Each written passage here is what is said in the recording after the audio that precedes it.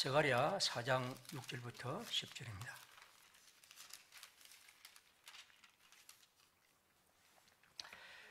그가 내게 대답하여 이르되 여호와께서 스룹바벨에게 하신 말씀이 이러하니라. 만군의 여호와께서 말씀하시되 이는 힘으로도 되지 아니하며 능력으로 되지 아니하고 오직 나의 영으로 되느니라. 큰 산아 네가 무엇이냐? 네가 스룹바벨 앞에서 평지가 되리라. 그가 머릿돌을 내놓을 때에 무리가 외치기를 은총이 그에게 있을지어다 하리라 하셨고, 여호와의 말씀이 또 내게 임하여 이르시되 스룹바벨의 손이 이 성전의 기초를 놓았은즉 그의 손이 또한 그 일을 마치리라 하셨나니, 만군의 여호와께서 나를 너희에게 보내신 줄 네가 알리라 하셨느니라. 작은 길의 날이라고 멸시하는 자가 누구냐? 사람들이 스룹바벨의 손에 다림줄이 있음을 보고 기뻐하리라. 이 일곱은 온 세상에 두루 다니는 여호와의 눈이라 하니라. 아멘. 지금 찬양하겠습니다. 오늘 이건 예언자 스가랴란 예언자의 예언의 과제, 가장 중요한, 어떻게 보면 그의 예언의 목표는 예루살렘 성전의 건축입니다. 아니, 좀 더 정확하게 말하면 중단된 성전 건축을 독려하는 것이죠. 바벨론이 예루살렘, 즉 이스라엘을 멸망시키고 그리고 중동 지역의 최강자로 등장한 페르시아에 의해서 결국 멸망당하죠. 이 페르시아는 바벨론과 다른 정책을 펴니다. 그것은 식민지 나라들에게 상대적 자율성을 인정하고 대신 이제 총독을 세워서 정치하고, 또 각 나라들이 이제 조공을 바쳐서 이 페르시아에게 이제 충성하게 하는 겁니다. 상당히 유화 정책을 펼치는 가운데 이 페르시아란 나라는 특별히 이 바벨론에 의해서 이제 포로 왔던 이스라엘의 많은 사람들을 심지어 예루살렘으로 돌려보냅니다. 당신들은 집으로 가라. 물론 모든 사람이 간 것은 아니고 일부가 그렇게 돌려보냅니다. 성경에 보면 3차에 걸쳐서 그렇게 하죠. 그리고 그들은 심지어 그들의 신 여호와 하나님을 섬기도록 허락까지 합니다. 일종의 다신교 정책입니다. 그뿐 아니라 에스라 6장에 보면 성전 건축을 허락해서 너희들이 가서 그 예루살렘에서 성전을 건축하라고까지 얘기를 합니다. 그래서 이제 주전 537년에 그들이 먼저 1차 돌아온 사람들이 2년 만에 사람들이 성전 건축을 시작했습니다. 그 당시에는 이제 느헤미야와 스룹바벨이 그 지도자였죠. 그런데 성전 건축은 이제 시작했습니다만은 결국 5년 만에 중단이 됩니다. 여러 가지 이유에서 하지 못하고 약 16년째 그 일을 하지 못하고 지금 있습니다. 이런 가운데 등장한 예언자가 우리가 잘 아는 오늘 여기 있는 스가랴하고 또 알려진 학개란 예언자이죠. 우리가 선지자 스가랴 학개 얘기를 먼저 한번 보겠습니다. 학개 1장 2절에 보면 이렇게 말합니다. 만군의 여호와가 이같이 말하여 이르노라.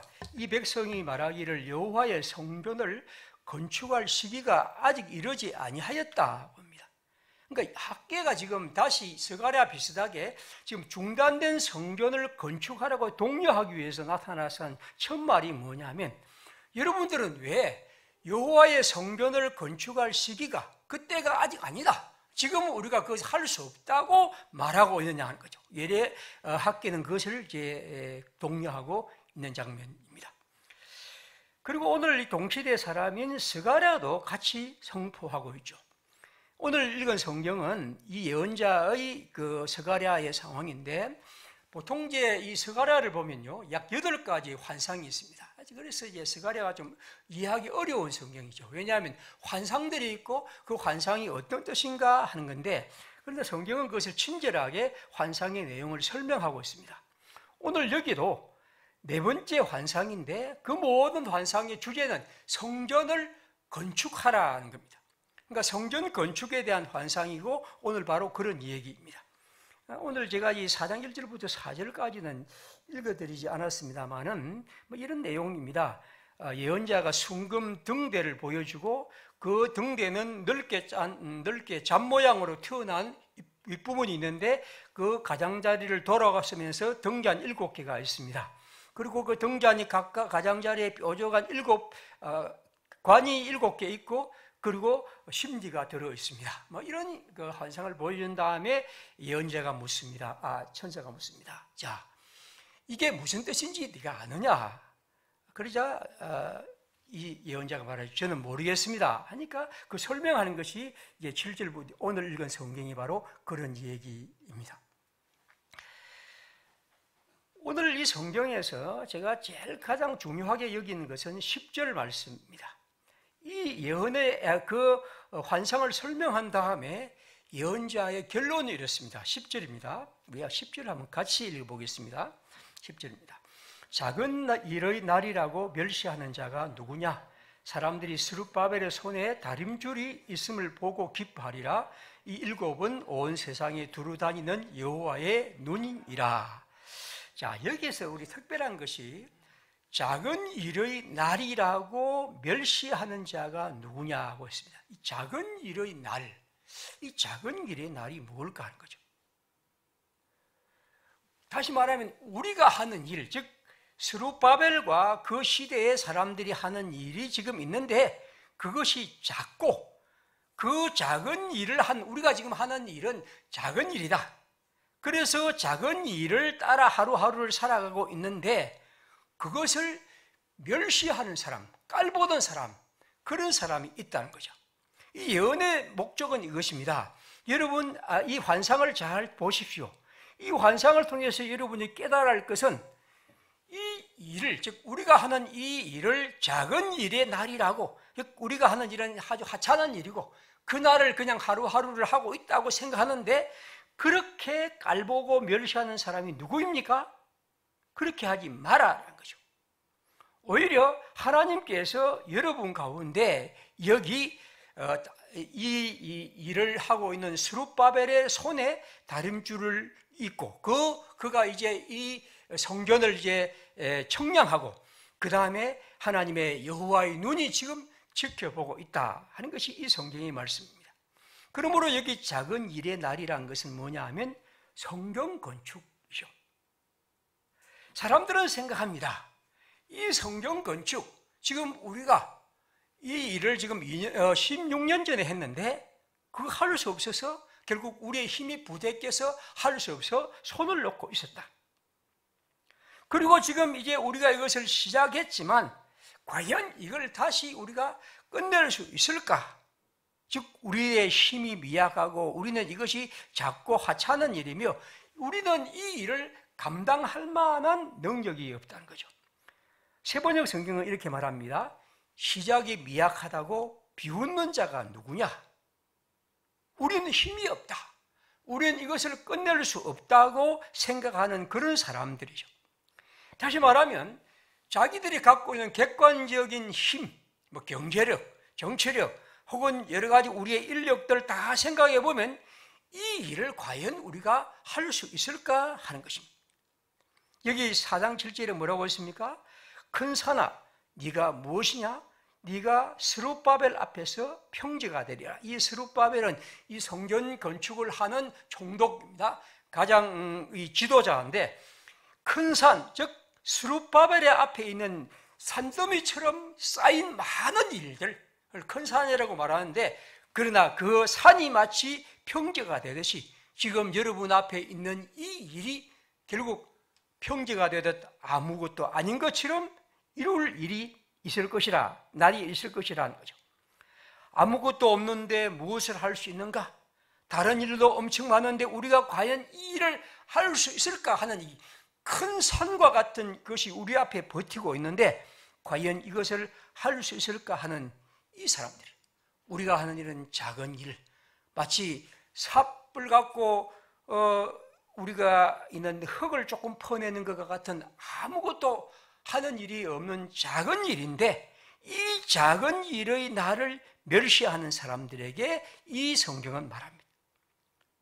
오늘 이 사람들이 바로 그렇다는 거죠. 특별히 이 성경은 또 이런 의미도 갖습니다. 지금 이 사람들이 이루는 이 두 번째 스룹바벨을 중심으로 한 성전은 옛날 그들이 세운 성전에 비하면 너무나 초라하고 참 볼품없습니다. 그래서 학계는 이렇게 말하죠. 2장 3절입니다. 너희 가운데 남아있는 자 중에서 이 성전의 이전 영광을 본 자가 누구냐? 이제 이것이 너희에게 어떻게 보이느냐? 이것이 너희 눈에 보잘것없지 아니하냐? 옛날 1차 성전, 솔로몬이 세웠던 화려하고 웅장한 성전을 본 사람들이 아직까지 남아있습니다. 즉 이 사람들은 여전히 나이든 노인들인데 이 사람들은 남아있는데 이 사람들이 생각합니다. 예전에 자기들이 보았던 솔로몬의 화려하고 웅장한 성전에 비하면 이거 너무나 초라하고 작은 성전이다. 그래서 그때를 회상한 이 노인들의 생각에는 어떻게 보면 지금 우리가 하는 일들이 과연 예전 하나님이 우리에게 말씀하신 성전에 견주어 보면 너무나 초라하고 작았다는 겁니다. 그런 의미에서 여기 10절에 작은 일이 날이라고 멸시한다고 할 때는 예전 성전에 비해서 우리가 지금 하는 이 성전이 얼마나 초라하고 한심하고 거기에 비하면 아무것도 아니라고 하는 그런 마음들이 그들에게 있었다고 볼 수 있죠.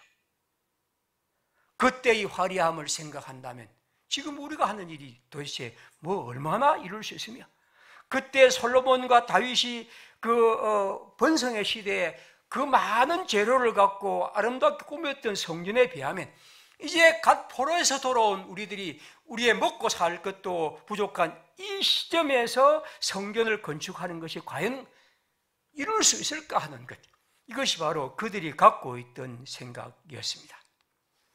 예언자 스가랴는 말입니다. 작은 일의 날이라고 멸시하는 자가 누군가? 작은 일의 날이라고 멸시하는 자, 이건 다른 사람뿐 아니라 특별히 자기 자신을 말합니다. 이 성전을 짓는 자, 이 성전에 참여한 자, 하나님이 우리를 부르셔서 하나님의 공동체를 세우기 위해서 하나님이 우리에게 맡기신 이 일에 참여하는 그 사람들이 스스로에게 말합니다. 우리가 하는 일은 작은 일이야. 우리의 힘은 부대껴. 우리는 그 일을 행할 능력과 힘이 없어. 시작했지만 16년 전에 우리가 하다가 멈췄듯이 지금 우리가 하다가 그만둘 거야.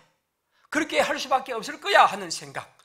그리고 지금 만약 우리가 그것을 한다 한들 지금 우리가 만드는 이 성전은 그 옛날 우리 조상들이 만들었던 솔로몬의 그 화려한 성전과 웅장함에 비하면 얼마나 초라한 것인가.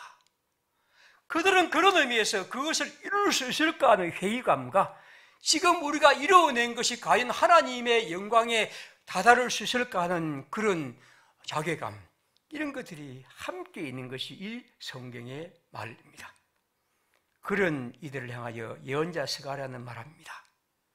작은 일의 날이라고 멸시하는 자가 누구입니까? 왜 여러분들은 지금 이 일을 하면서 이것이 작은 일이며 하찮은 일이며 쓸데없는 일이며 이룰 수 없는 일이며 우리가 하는 것은 별것 아니라고 생각합니까? 왜 여러분들은 그것을 깔보고 스스로를 비하하고 스스로 그것을 이룰 수 없다고 생각하고 살아가고 하는 것이죠. 자기 자신에 대해, 자신의 종로에 대해, 우리가 하는 일에 대해 왜 여러분들은 그렇게 생각하고 있느냐는 거죠. 물론 우리들은 우리 자신을 객관적으로 사람들이 살펴보면 예전 솔로몬과 다윗에 비하면 우리는 가진 것이 없고 그리고 우리의 힘은 미약합니다. 그런 의미에서 우리는 우리 스스로에게 그렇게 말할 수 있을지 모릅니다. 그러나 하나님은 우리에게 말씀합니다. 왜 여러분들은 스스로에게 혹시 그런 생각을 가진 사람이 이 일에 참여하고 있습니까? 여러분들이 지금 이 일을 하는 것이 하나님이 뜻하신 것이고 하나님이 부르신 것이란다면 하나님이 이루실 것이고 하나님이 함께 하실 것이고 하나님이 우리 앞에 있는 큰 산을 평지가 되게 하시고 하나님의 눈이 이것을 보고 계실 것이고 하나님이 이루실 것이란 이 믿음이 여러분에게 더 중요하고 반드시 살아있어야 할 것이라는 것입니다. 물론 여러분의 부족함도 있고 여러분의 무력함도 있고 지금 예전에 비하면 우리의 모든 설계부터 다 부족한 것이 많을지 모릅니다. 그러나 지금 하나님이 여러분에게 부탁한 것이고 하나님이 우리를 부르신 것이라 하면 우리는 그 일에 대해서 결코 작은 일의 날이라고 멸시하지 말아야 합니다. 그것이 하나님이 우리를 향한 주의 부름이 있다면, 그것이 하나님의 나라의 뜻과 함께 걸어가는 작은 일이라면 그 작은 일 속에서 하나님이 이루실 큰 일이 있음을 기억하고 걸어가라. 이것이 예언자가 에스라가 그들에게 한 말입니다. 이제 우리는 의성안수 제도의 도입, 우리 교단이 이 일에 도입하려는 이런 운동을 한 2년 전부터 계속 생각해 왔고 그 사이 한 1년 전부터 좀 더 열심히 일했습니다.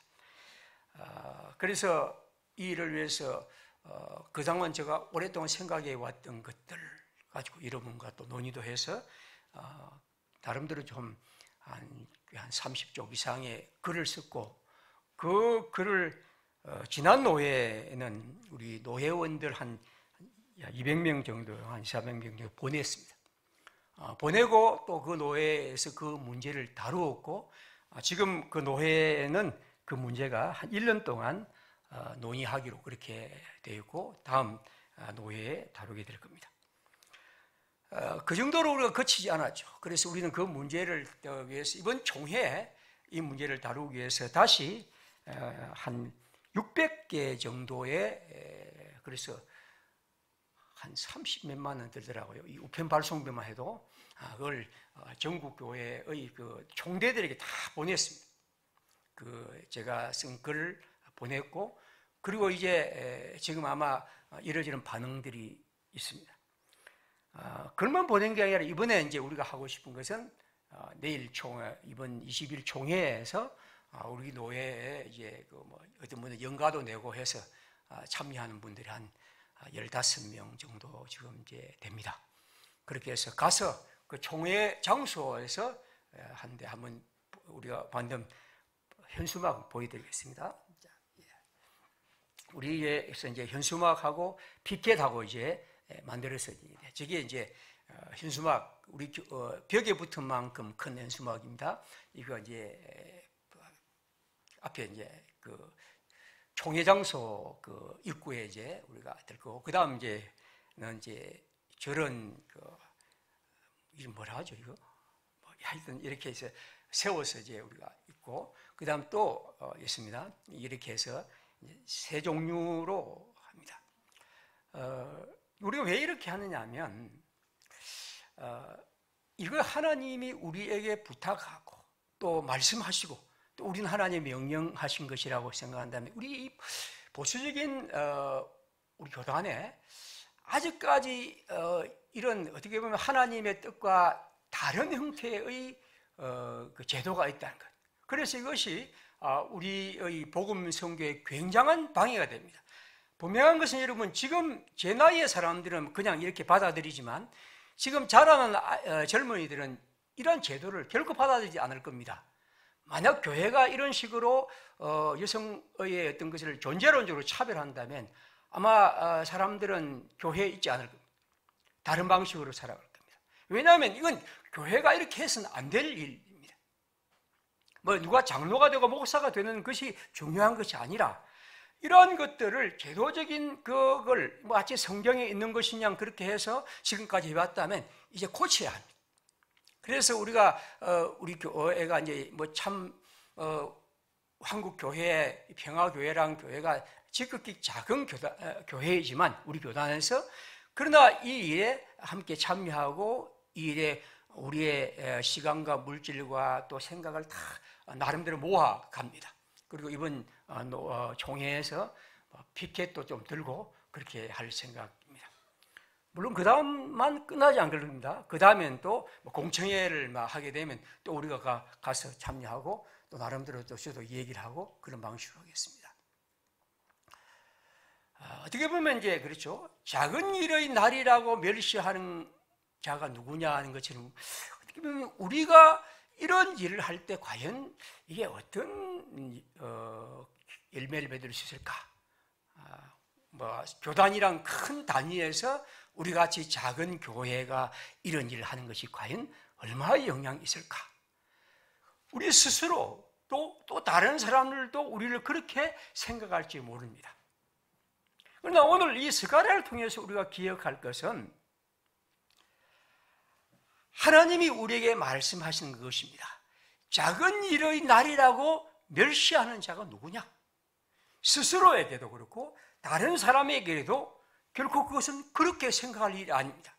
왜냐하면 이것이 하나님이 우리에게 부르신 부름이라고 한다면 마치 스가랴 시대에 이 사람들이 하나님 성전의 재건이 하나님이 그들에게 맡긴 것이라면 그들은 그렇게 해야 할 것이고, 또 그런 것이라면 우리는 하나님이 뜻하신 것이라면 하나님이 눈이 밝히시고 그 일을 이루실 것이라는 이 믿음, 이것이 바로 우리에게 있는 것이죠.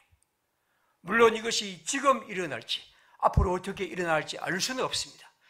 그러나 분명한 것은 이것을 우리 스스로도 결코 깔보거나 이건 별것 아니야 라고 생각하지 말아요. 하나님이 우리에게 맡기신 것이라면 우리는 하나님 앞에서 이 일에 같이, 이것이 우리에게 하나님이 우리를 통해서 이루실 이 일에 대한 것들 언제나 기대하며 또 살아가야 합니다. 7절에 뭐라고 말합니까? 여호와께서 말씀하시되 이는 힘으로도 되지 아니하며 능력으로도 되지 아니하고 오직 나의 영으로 되느니라. 우리가 이 부름이 하나님의 성령의 부름이라고 한다면 하나님의 성령이 우리에게 주신 은혜 속에서 우리가 이 감동으로 한 것이라면 하나님의 성령이 이루실 것을 우리는 확신해야 합니다. 8절부터 10절에서 그러므로 이 환상은 스룹바벨에게 이 성전 건축의 공사를 끝내도록 용기를 북돋워 줍니다. 우리가 비록 다윗과 솔로몬이 동원한 것 같은 정치 권력과 재력이 없다 할지라도 포로에서 갓 돌아온 그런 초라한 사람들의 제물일지라도, 그러나 스룹바벨과 자신의 사람들은 하나님께서 우리에게 주신 마음과 능력을 통해 이 일을 능히 이루실 것이라고 기억해야 합니다. 파스칼은 팡스에서 이렇게 말합니다. 작은 일도 큰 일같이 행해야 한다. 우리 안에서 이것을 행하시고 우리의 삶을 사시는 예수 그리스도의 왕권에 기대요. 또 그는 이렇게 말합니다. 또한 큰 일도 작고 쉬운 일까지 행해야 한다. 그분의 전능하신 권세를 힘입어. 하나님을 믿는 파스칼에게는 큰 일과 작은 일은 거의 차이가 없습니다. 어떻게 보면 사람들이 볼 때는 객관적으로 엄청나게 우리가 도전하기 힘든 일일 수 있고 이것은 아주 사소한 일일 수 있습니다. 그러나 파스칼에 볼 때는 사소한 일은 큰 일과 연결되고 큰 일은 하나님의 능력 속에 이루어지는 것입니다. 오늘 우리 하나님의 사람들에게 하나님의 백성으로 걸어가는 이 일에 이 스가랴의 예언은 굉장히 중요한 예언입니다. 이건 단지 여성 안수의 문제뿐 아니라 우리가 살아가는 모든 삶에 항상 내가 하나님의 나라의 뜻에 따라 살아가고 하나님이 작지만 나를 향하여 이 일을 부르셨다면 그 부름 속에는 하나님의 뜻이 살아있고 그 부름은 언제나 하나님의 능력과 은총 속에 하나님이 그 일을 이루어 가신다는 믿음이 우리에게 늘 살아있어야 합니다. 특별히 아주 작은 일, 또 우리의 능력이 작고 사람들이 볼 때 객관적으로 적다고 생각할수록 우리는 그런 믿음과 마음으로 이 땅을 살아가는 것이죠. 여러분 알다시피 마태복음 2장에는 예수님의 탄생 얘기가 있습니다. 헤롯 때 예수께서 베들레헴에 났다고 하자 헤롯이 동방의 박사들에게 말합니다. 메시아가 태어날 곳이 어디뇨? 그렇게 했을 때 그는 말합니다. 유다 베들레헴인데 그것은 선지자 미가로 말미암아 이렇게 기록된 바 유다 땅 베들레헴아 너는 유대 고을 중에 가장 작지 아니하도다. 네게서 한 다스리는 자가 나와서 내 백성 이스라엘의 목자가 되리라. 예언자 미가의 이 얘기를 인용하는데 미가의 원문은 이렇습니다. 미가 5장 1절입니다. 베들레헴 에브라다야 너는 유다 족속 중에서 작을지라도 이스라엘을 다스리는 자가 네게서 나올 것이라. 베들레헴에서 하나님의 메시아가 태어나시는데 그 베들레헴의 특징을 이래저래 설명하지 않습니다. 면적이 얼마니, 혹은 또 인구가 얼마니, 혹은 또 어떠하냐, 지대가 어딘 것이 아니라 유다 곡속 중에 가장 작다는 거죠. 작은 곳, 그 작은 곳 예루살렘에서 하나님의 메시아가 태어난다고 말합니다. 그런데 마태복음은 말하기를 그 작은 곳이 작지 않다는 거죠. 그 말은 객관적으로 작지만 결코 작지 않다는 겁니다. 분명히 작은 곳입니다. 하찮은 것이고 이름을 알려지지 않는 곳입니다. 그러나 성경은 우리에게 그것이 작지 않다고 말합니다. 하나님의 소망을 갖고 사는 사람은 바로 그런 것이겠죠. 예수의 사건, 하나님이 우리 가운데 이루신 메시아의 사건은 바로 베들레헴이란 이 작은 곳에서, 그러나 결코 작지 않는 곳에서 하나님의 역사가 일어납니다. 제가 본 이 어떤 사람은 이 스가랴의 주석을 말하면서 주석 이 책의 제목을 이렇게 말합니다. 가난한 메시아가 오리라. 스가랴를 설명하면서 어떤 학자는 이렇게 말합니다. 이 책 제목을 가난한 메시아가 오리라. 즉 가난한 메시아가 오리라는 말은 이 세상에 예수 그리스도 하나님이 가난하게 우리 가운데 오셨다는 말이기도 하고, 또 한편 이 세상에는 그렇게 작은 일, 작은 곳, 작은 데서 시작하는 사람들이 하나님의 나라를 꿈꾸며 살아갈 때 하나님이 그 나라를 이루어 가신다는 그런 말씀이기도 합니다. 사랑하는 평화의 식구들, 우리 하나님은 우리 가운데서 미미하고 작고, 그런 의미에서 여기 있는 것처럼 작은 자의 날이라고 깔볼 수밖에 없는 그곳에서 하나님의 역사를 이루셨고, 또 하나님은 그걸 통해서 당신의 일을 이루어 가십니다. 예수님의 유명한 비유죠. 하나님의 나라가 어떻게 비교하며 무슨 비유로 할까? 겨자씨 하늘과 같으니 땅에 심길 때에는 땅 위의 모든 씨보다 작은 것이로되 심긴 후에는 자라서 모든 풀보다 커지며 큰 가지를 내니 공중의 새들이 그 그늘에 깃들 만큼 되느니라. 저는 예수님의 비유를 다 좋아하지만 특별히 이 비유를 더 많이 좋아합니다. 겨자씨 하늘과 같은 것, 아무도 보지 않는 것, 그러나 그 속에서 하나님의 역사는 자라고 있고 하나님은 그 나라를 이루어 가시죠. 강교란 시인은 이런 짧은 시를 썼습니다. 그렇게 크지 않아도 돼, 그렇게 뜨겁지 않아도 돼, 겨자씨만 하면 돼, 겨자씨에게 부는 바람이면 돼, 들을 귀 있는 자는 알아들으라. 가장 작은 것에 가장 큰 것이 눕는다. 가장 작은 것, 이 작은 것, 그러나 그 작은 것을 통해서 하나님은 당신의 일을 이루어 가십니다. 오늘 우리가 이 여성 안수제도 도입을 위한 우리 교단의 이 일, 우리의 작은 공동체가 시작하고 또 지금까지 옵니다. 또 앞으로 그렇게 갈 것입니다. 이 작은 실천을 부끄럽게 여기지 말고, 또 우리 스스로 의기소침해지지 말고 부지런히 하나님의 뜻을 품고 살아갑시다. 세상이 감당치 못할 하나님의 역사가 있음을 기억하고 주님과 함께 걸어갑시다. 주님이 우리 가운데 이루신다면 우리가 어떤 하나님의 큰 뜻은 언제나 우리가 살아가는 이 작은 공동체와 작은 기도와 작은 힘을 보탤 때 가능한 것이겠죠. 하나님은 우리에게 그것을 맡기시고 우리는 그 길을 걸어갑니다. 예수님은 우리에게 이렇게 말씀하셨죠. 누가복음 12장 32절. 적은 무리여 무서워 말라. 너희 아버지께서 그 나라를 너희에게 주시기를 기뻐하시느니라. 하나님은 우리에게 이 일을 맡기시면서 기뻐하십니다. 하나님의 웃음, 하나님의 눈가에, 하나님의 입가에, 하나님의 얼굴에 환히 솟아있는 웃음을 우리 상상하며 하나님의 이 작은 행동이 하늘나라의 시작임을 기억하고 주 안에서 걸어가는, 그래서 그 일을 통해 하나님의 기쁨에 참여하는 우리의 삶이기를 빕니다. 기도하겠습니다. 우리 모두 기도합시다. 작은 일의 날이라고 멸시하는 자가 누구냐? 그런 것도 없죠.